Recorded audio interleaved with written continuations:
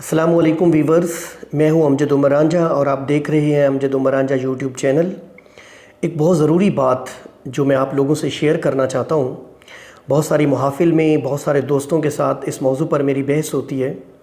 میں سمجھتا ہوں کہ انسان اپنی کامیابی یا ناکامی کی وجہ خود ہوتا ہے۔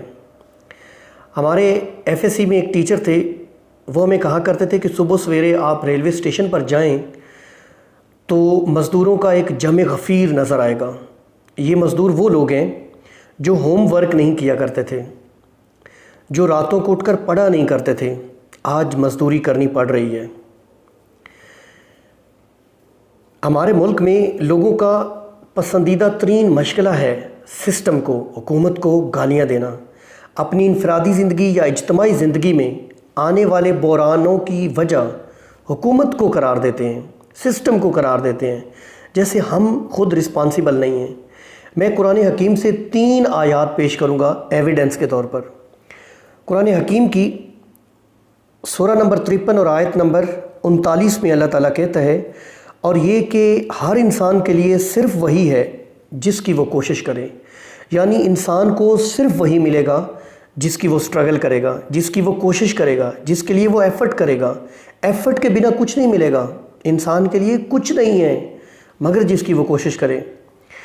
سورۃ نمبر 13 اور آیت نمبر 11 میں اللہ تعالیٰ کہتا ہے، کسی قوم کی حالت اللہ تعالیٰ نہیں بدلتا جب تک کہ وہ خود اسے نہ بدلیں جو ان کے دلوں میں ہے۔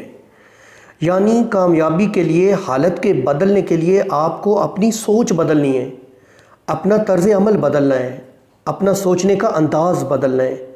اگر آپ یہ کام نہیں کریں گے تو خدا تعالیٰ کو بھی آپ کی حالت بدلنے میں کوئی دلچسپی نہیں ہے۔ سورۃ نمبر 4 اور آیت نمبر 97 میں اللہ تعالیٰ کہتا ہے، جو لوگ اپنی جانوں پر ظلم کرنے والے ہیں، جب فرشتے ان کی روح قبض کرتے ہیں تو پوچھتے ہیں تم کس حال میں تھے؟ یہ جواب دیتے ہیں کہ ہم اپنی جگہ کمزور اور مغلوب تھے۔ فرشتے کہتے ہیں، کیا اللہ تعالیٰ کی زمین کشادہ نہ تھی کہ تم ہجرت کر جاتے؟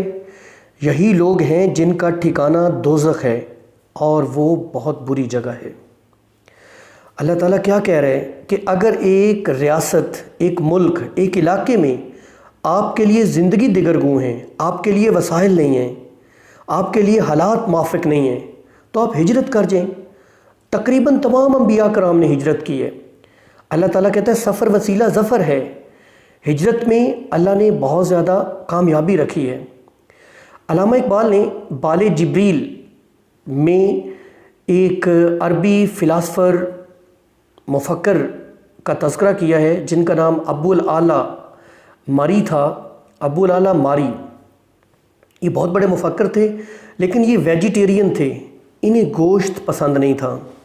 ان کے کچھ احباب نے بھونے ہوئے تیتر ان کے پاس بھیجے۔ انہوں نے جب تیتر کا گوشت دیکھا تو انہوں نے سوال کیا تیتر سے، جس کو اقبال نے اپنے اشعار میں یوں کہا ہے کہ افسوس صد افسوس کہ شاہین نہ بنا تو، دیکھے نہ تیری آنکھ نے فطرت کے اشارات، تقدیر کے قاضی کا یہ فتویٰ ہے ازل سے، ہے جرم ضعیفی کی سزا مرگ مفاجات۔ یعنی چھوٹا سا جو جرم ہے نا، اس کی سزا بڑی لمبی ہوتی ہے۔ یہ جبر بھی دیکھا ہے تاریخ کی نظروں نے، لمحوں نے خطا کی تھی صدیوں نے سزا پائی۔ تو ہمیں اپنا محاسبہ کرنے کی ضرورت ہے، خود سے سوال کرنے کی ضرورت ہے۔ اگر ہم کامیاب ہوتے ہیں تو اپنی وجہ سے ہوتے ہیں، اپنی سٹرگل سے ہوتے ہیں، اور اگر ہم ناکام بھی ہوتے ہیں تو ہم اپنی وجہ سے ہوتے ہیں۔ اقبال بھی یہی کہہ رہے ہیں کہ تیتر تو اگر شاہین بنتا تو نہ تو شکار ہوتا، نہ تجھے بھونا جاتا۔ تو struggle for existence, survival of the fittest rule ہے فطرت کا، قدرت کا قانون ہے سروائیول آف دا فٹیسٹ۔ آپ نے سٹرگل کرنی ہے، آپ نے ایگزسٹنس کے لیے لڑنا ہے، تب آپ ایگزسٹ کریں گے۔ ادروائز آپ بڑے بڑے جانوروں، ڈائنوسارز کی طرح آپ دنیا سے روپوش کر دیے جائیں گے۔